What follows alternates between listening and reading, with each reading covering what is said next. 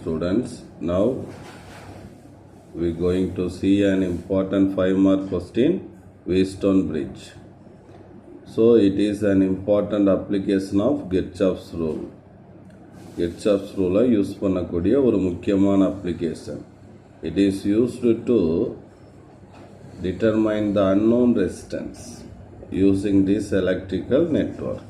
இதை வச்சு ஒரு unknown resistance ஓட வேல்யூவை கால்குலேட் பண்ணலாம். This bridge consists of 4 resistance, that is P, Q, R and S connected as shown in figure.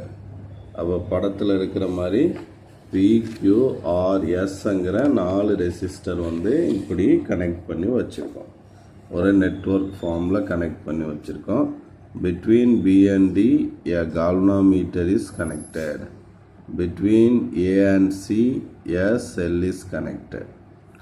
அப்போ இந்த செல் இருந்து there is a current I leave from the positive terminal, enter at the point A and இங்கே ரெண்டா divide ஆகுது. A part pass through the resistor P, I1 and a part pass through the resistor R, that is I2 அப்படின்னு வரும். Okay students, இப்போ இந்த I1 enter the point B, B அங்கிற பாயிண்ட்டுக்கு வருது. அப்போ Bயில் வரும்போது again the I1 is divided into 2 parts.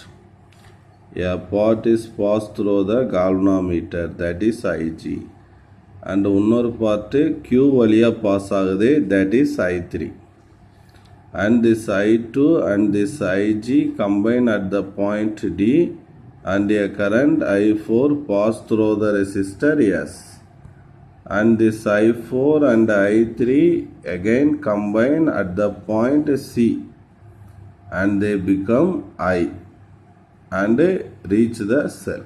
Okay, here galvanometer resistance is G. Galvanometer resistance G அப்படினு நம்ம சொல்லுவோம். Okay students, இப்போ நம்ம டெரிவேஷனுக்கு போலாமா? Okay, first நம்ம என்ன பண்ண போகிறோம்னா we apply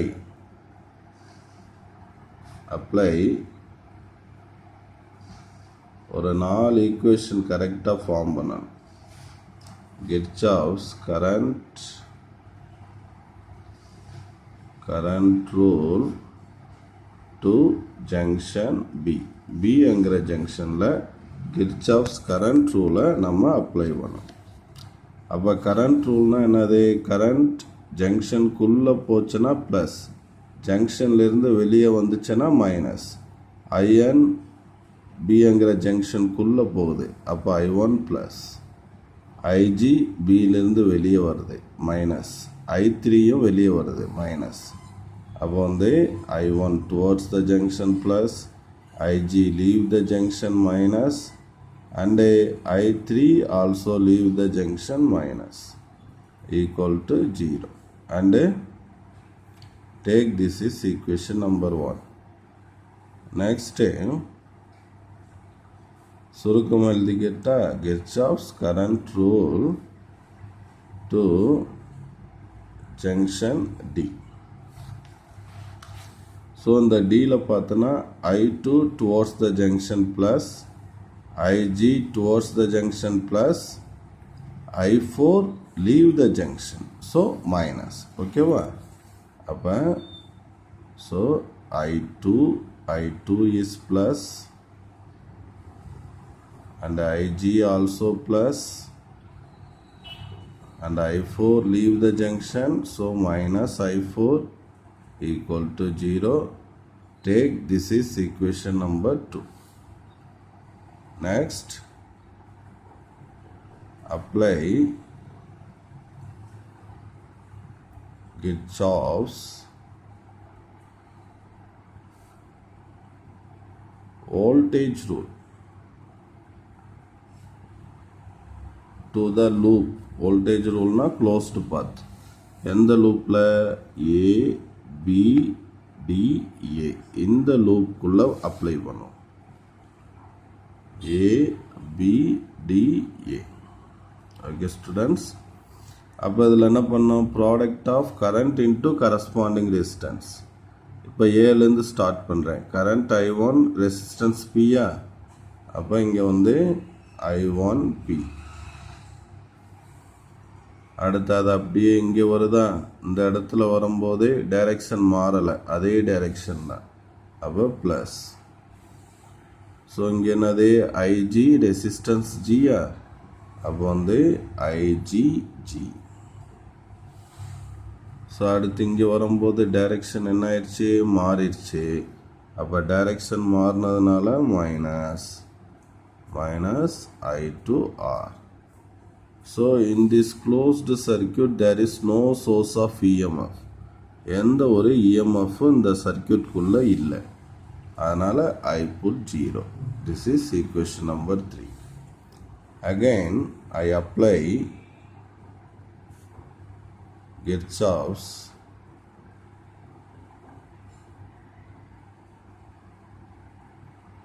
வோல்டேஜ் ரூல் தான். திரும்ப வோல்டேஜ் ரூலை வேறு லூப்னா ABCDA உள்ளே வரக்கூடாது, இப்படி போகணும். ஓகேவா? இந்த லூப்புக்கு நம்ம அப்ளை பண்ணோம். ABCDA. ஸோ இதுக்கு நம்ம அப்ளை பண்ணுறோம். அப்போ ஏலேருந்து ஸ்டார்ட் பண்ணுவோமா? இங்கே கரண்ட் என்னது I1P. கரண்ட் இன்ட்டு கரஸ்பாண்டிங் ரெசிஸ்டன்ஸை ப்ராடக்ட் பண்ணணும். அடுத்து இப்படியே வரும்போது டைரெக்ஷன் மாறலை, அதே டைரெக்ஷன் ப்ளஸ் தான். இங்கே I3Q, இப்போ ப்ளஸ் I3Q. சரி, அடுத்து இப்படியே வர்றேன். இங்கே வரும்போது என்னது டைரெக்ஷன் மாறிடுச்சு, மைனஸ். ஸோ அந்த இடத்துல என்ன இருக்குது, I4ங்கிற கரண்ட், Sங்கிற ரெசிஸ்டன்ஸ்.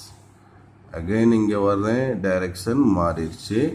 இப்போ அங்கே வந்து I2 into R minus I2 into R. இப்போ இந்த லூப்பில் ஏதாவது பேட்ரி EMF இருக்கா? எதுவும் இல்லை. அப்போ ஆல்ரெடி என்ன போட்டுடுறேன், 0. அப்போ திஸ் இஸ் ஈக்குவேஷன் நம்பர் 4. இப்போ வந்து ஒரு கண்டிஷன் அப்ளை பண்ணுறேன். ஸோ என்ன கண்டிஷன் அப்படின்னா, junction V and D are at a equal potential. Equal பொட்டன்ஷியலில் இருக்கு. ஸோ இப்போ பியும் டியும் ஈக்குவல் பொட்டன்ஷியல்னா இதில் கரண்ட் போகாது கால்வனோமீட்டரில். ஏன்னா கரண்ட் எப்போ போகும்னு பார்த்துருக்கோம், when there is a potential difference. அப்போ பியும் டியும் ஈக்குவல் பொட்டன்ஷியலில் இருந்தால் கால்வனோமீட்டர் வழியாக கரண்ட் போகாது. So galvanometer current is 0. அப்போ நான் என்ன போட்டுக்கிறேன், the galvanometer current IG equal to 0. ஓகேவா? ரைட்.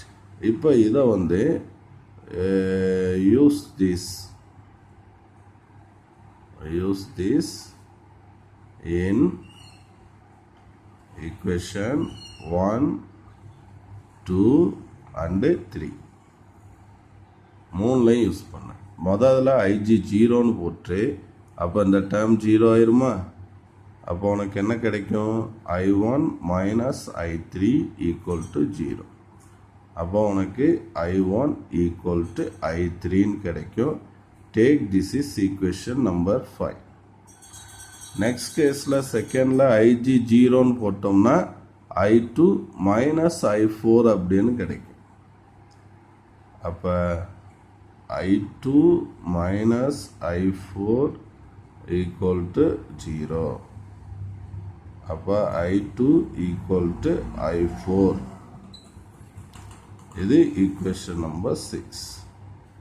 நெக்ஸ்ட் IG 0ன்னு இந்த இடத்துல ஓட்டோம்னா இந்த செகண்ட் டேர்ம் வந்து 0 ஆயிரும். அப்போ உனக்கு என்ன கிடைக்கும், I1P minus I2R equal to 0. அப்போ இது அங்கிட்டு போச்சுன்னா ப்ளஸ்ஸா, அப்போ I1P equal to I2R. இது ஈக்குவேஷன் நம்பர் 7. அடுத்து இந்த 5 and 6 யூஸ் இன் ஈக்குவேஷன் 4. அப்போ I3 equal to I1. அப்போ இங்கே I3 ரீப்ளேஸ் பண்ணிட்டு I1 போட்டுக்க. அடுத்து I4 equal to I2. So இந்த இடத்துல I4 ரீப்ளேஸ் பண்ணிவிட்டு I2ங்கிறத நீ போட்டுக்க. ஓகேவா? அப்போ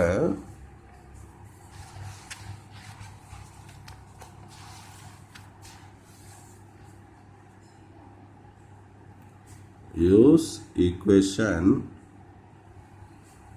5 and 6 in equation 4. ஓகேவா? அப்போ ஈக்குவேஷன் 4ல் என்ன பண்ண போகிறோன்னு சொல்லியிருந்தோம். I1P I3 தூக்கிட்டு I1ன்னு போட்டுடுறேன். I4 தூக்கிட்டு I2 அண்டு ரிமைனிங் அப்படியே எழுதியாச்சு.